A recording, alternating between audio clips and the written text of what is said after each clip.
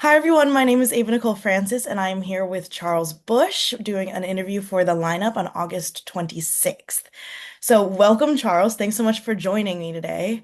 Well, hi there. This has been so funny.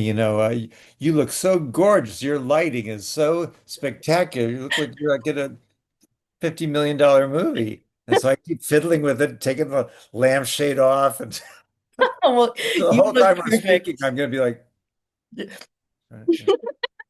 You look perfect. No need to worry. okay, all right. So we're so excited to have you on. We have just a couple questions that I have stacked up for you. Obviously, you are a very iconic person. You've done so much with your career as a writer and as a performer. Um, I think going all the way back in my research, I kind of found that you started your like writing your own material back when you were in university. Was Yeah. there something that like prompted that, or like how did that come to be? Well, I grew up in New York City and I was going to the theater and everything since I was a kid. And Mhm. so I think somehow, and maybe it's just part of my personality, I always had a kind of a pragmatic view of things. And so I don't know, I tell you, this is early 70s, and I just saw that, if I was never cast in a show, in college or, that I was going to have a rough time of it in the real world, and I just, there weren't any roles that I thought I was really right for. I began to understand why I wasn't cast because, I was just a little too gay or too this and I was always writing. I just never really, oddly enough, uh, took it that seriously. But I was writing full-length plays at 11 years old. But somehow the idea of just being on stage was so, that was the dream, just to be on stage. And it's really by senior year of college, I went to Northwestern. I began to see that if I was going to have any kind of career, I would have to write parts for myself that were Nice. specific to my very offbeat Yeah. uh, gifts. Yeah. Yeah. I love that. I love that. I think that's so cool. I had a very similar thing growing Yeah, up as well, so I totally get you with that. really. And Yeah, where are you from? because I'm from San Francisco. Oh yeah. Oh, that must be Yeah. fun to grow up in San Francisco. Extremely fun, extremely fun. There's like a lot of culture, a lot of community. Grew up around a lot of drag queens, which kind of like leads me straight into this. I know Yeah. that that's Well, thing. kind of my sort of the first real feeling of that I was on the right path was for me in San Francisco. I used to I had read all about I had read the Tales of the City books as they were coming out, and so I just was enraptured with the whole idea of San Francisco. This And I guy. guess this was probably 1980. And I was just really starting my career. At that point, I was a solo performer. I would write these very elaborate solo plays where I played all the characters, male and female, um, and so I was able to somehow get myself booked at this place called the Valencia Rose, which was kind of a LGBT arts center in the Mission District. Mission, And yeah, on a Valencia. lot of really interesting people came out of that. Leah Delaria and Marga Gomez and Whoopi Goldberg, actually. Queen. And so, yeah, and I got booked there. I booked myself, I had no management at all. And I was a hit, and uh, I went back there every year for a couple months, and it was so important to me in giving me some kind of validation that I was not insane to be pursuing this. Yeah, no, totally. And like what a better place to do that Yeah. with a community like that. Mhm. For sure. So I know that you like you were saying a lot of the shows that you did like you were doing drag for. Was there anything that like started that, or was that just something that was in you all along that you wanted to Well, do that? actually, well, see, I had seen growing up in New York, I saw so much theater, but Broadway, uh, downtown, all that. Mhm. So I had seen Charles Ludlam, who was this extraordinary uh, playwright, actor, who had his own theater company, the Ridiculous Theatrical Company, his own little theater, and in that he would his plays were kind of I don't know, inspired by classic film and theater, and uh, he had sometimes he played the female lead, other times other actors in his company played female parts, and that was a real inspiration to me that uh, I felt I had a similar frame of reference of old movies. But when I started really those first years of my career, I was not in drag. I would just play all the characters, but I would just kind of change my body or my voice and the focus of the who's talking. Yeah. But I really started doing drag a little bit later than that in the mid 80s when I there was a really cool venue called the Limbo Lounge, way deep in the East Village, and that part of New York was kind of uncharted territory.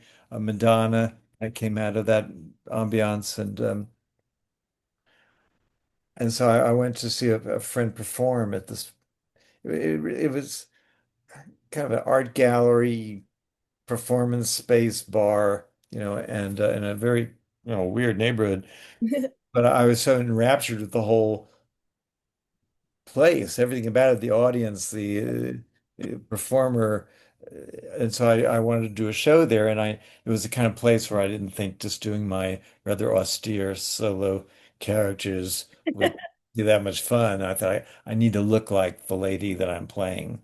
And so I started, I very quickly, and I mean, like, took me about hour and a half. I wrote this little piece to do there, just for fun, and I just asked friends of mine who were all trying to get into showbiz with very little success, and we just put it on the plate for a weekend. And I thought I needed lines to say, and so I wrote this piece called "Vampire Lesbians of Sodom," where I was the glamorous lady vampire, and it was just so much fun. So I got into drag from that, and then I never got out of it Never left. for years, and it was kind of weird and interesting that when I actually looked like the character that I was playing, Mm. it seemed to uh, work better and seemed to capture the audience's imagination, and I was in the right place at the right time. There was a lot of attention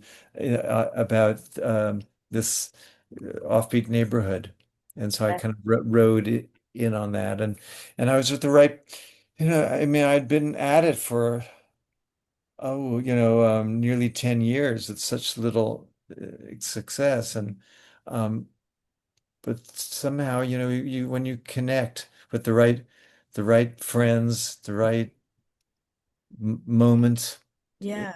Yeah, it just sort of happens, and we were able to move that show commercially to a regular off Broadway theater, and it became a big hit, and Yeah. in 5 years, Yeah, and I that, was gonna say that it's established that working. really established me at that. Yeah, no, that's exactly what I was gonna say. Is it became one of the longest running off Broadway Yeah, plays ever, which is amazing. wild. Who would have ever thought? I just never thought that was going to be the vehicle that would You never know what it could be. allow me to earn a living. Yeah. Yeah, totally. Well, and that's so funny because you were saying that you wrote it so quickly. Is Yeah. that always your process, or is No. like what Well, pretty quick. I'm pretty quick, but not not that quick? because it wasn't intended to be like a play or Yeah. a career move. I just wanted to do something in this bar and Yeah. needed lines to say, so that'll do. I was working as an office temp, and just when I wasn't answering the telephone, I just wrote out this thing. Yeah, Yeah. I take more care. Maybe I shouldn't. Maybe that was a secret. I Don't mean, try so hard. you never know. Well, so what is your regular like writing process if you have one? I have to say, it's funny. I was so bad in school. I could not focus at all in school. I barely got through, and it's a miracle I got into good college like Northwestern. I never knew how that happened. I slipped in somehow, but I'm kind of insanely disciplined as when it comes to my own work. I sit too long here. Frankly, it's not, it's sort of unhealthy. I need to get up more. But yeah, no, it's like 7 days a week, for about 6 hours every day. I'm Wow. just sitting there. I love it. I Yeah. really must say, I love just looking at those pages and just fixing one word here, changing another word there. And been for most of this year, I've been writing my first murder mystery novel. And Ooh. I'm really enjoying it, but it's the hardest thing I've ever done. My mind doesn't really work that way with, clever plot reversals and twists, and it's big challenge for me. But I'm enjoying trying to figure it out, and also just the characters and the feeling of it. And but I bring this up because sometimes it's hard for me to move forward because I keep going back to the beginning and just changing a word here. I love rewriting. Yeah, That for me, that's the joy of totally. just fiddling with it. So sometimes it's hard just to move forward because I Yeah. just keep going back to. But with the murder mystery, a lot of it is setting things up and getting a new idea. Then I gotta go back and try to insert different things that will later pay off. Anyways, that's my big project right now. That's so cool. That's I mean, it's always interesting to see like different processes equal different things and just to see how it all plays out. So But I that's must say, I just love it. I'm Even it after shows. all these years, just I really love writing. I didn't think, because I went into initially the idea really was strictly performing, but it's Mhm. funny how the writing turned into as much or maybe even more of the great joy. Yeah. No, I think that that's so cool and like what an amazing path to go down. I think that's amazing and And it's I find with the success. singing and doing cabaret work, which I've done, I've kind of gone in and out of cabaret throughout my whole career.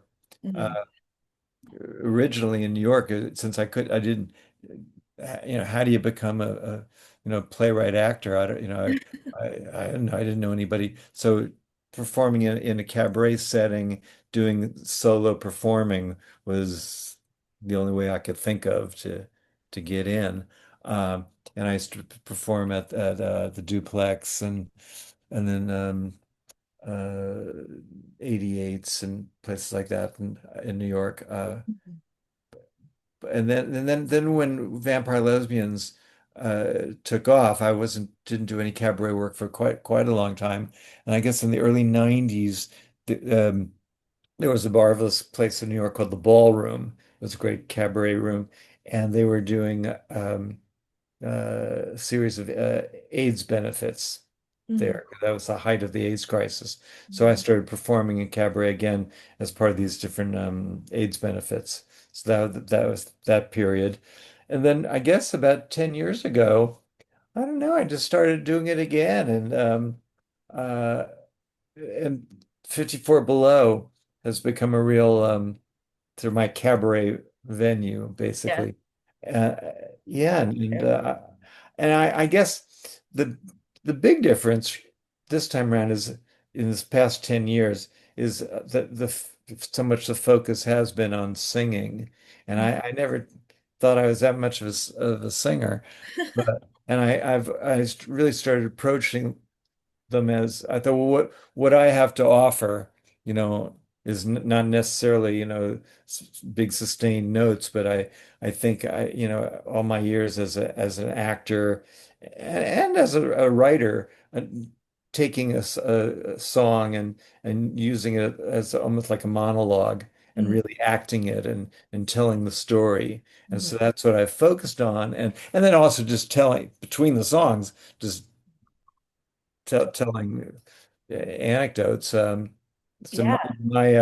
my banter basically are my uptunes. So, but yeah, but then it's an interesting thing though. The more you do something and the more confidence you get, just, I really am singing now. It took me a while to have the confidence to use the melody as much as the lyric. So Yeah. if that makes any sense. No, it totally does. It's Yeah. different aspects of the of storytelling. So I totally Yeah, so I just love it. I love performing in cabaret. It's something that I've just always wanted to keep my hand in. yeah, awesome. So in my research, I was looking through it, and so your play, The Tale of the Allergist's Wife, Yeah. got a Tony nomination for Best Play. Yeah, it ran 2 years on Broadway. I think it's still, at the moment, it still holds the record for it's the longest running Broadway comedy of the past like 30 years, but it's because I think it's the only Broadway comedy that ran that long in the past But you 20 still got the title. 30 years. Yeah. But I don't know. Oh, Mary may end up, taking my Oh, title. it's a great show, but Yeah, I mean, so incredible. and you did not star in that one in the Tale of. No, no, I did not. A big goal of mine with that play was I wanted to write a big, demanding comic role for a woman over 50. I just didn't think Okay. there were enough big parts for actresses. Uh, and so that was really the goal. So I was never going to be in it, but lately I've been playing it. In fact, Wow. uh, in when is that going to be? I think. Oh yeah, well, it's not till March. Yeah, I'm doing in Palm Springs. They're starting a kind of a sort of like what we have it as encores in New York for musicals. They're going to be doing a series for straight plays of weekend of kind of performances of different plays, and so I'll be playing the female lead in that. Because Linda Lavin created the part, Yeah. and I kind of almost wrote it for her in many ways. And uh, in 2019, she had this idea that we should do a big actors fund one night stage reading of it uh, on Broadway. I think it was for the 20th anniversary. And so I said, "Oh, naturally you'll play your part." And she said, "No, no, no, that I should play her part, and she would play the part of the mother because that elderly actress had died by then." And so that was the first time I ever played it, and it was so thrilling acting with her. It was kind of weird having her Yeah. part with her. Yeah. Yeah, No, it was a fabulous night. And so since then, I've actually have done that part at different one night events. Yeah, it's fun. It's an exhausting thing. Yeah, I don't know how those dames played that part for long periods of time because Linda did it for I think about 9 months, and then something like that. Then Valerie Harper took over the part, and she played it for over a year. And I mean, it's an exhausting part. So yeah, I don't know how they you wrote it well. my hat is off to those ladies. Yeah. Yeah. Awesome. Well, I mean, I think that's so cool, and congrats on bringing it back again. Yeah, it's really cool. That'll be so fun. Before we wrap up, I just wanted to ask if there's anything you have coming up, anything you want to promote, anything you want to tell the Mhm. audience. Well, I'm going to be at 54 Below New Year's Eve. New Uh, Year's Eve. seems an awful long time from now, but I guess time goes by. Never too early to start Yeah, saying. in fact, I think it goes on sale tomorrow at 54 Oh, Below. Yeah, I'm going to do my cabaret act and with the big band. I usually just have performed with just an accompanist, but last time I was there, last March, we had a number of other musicians, and it was really fun. And it's a really great singer with the band.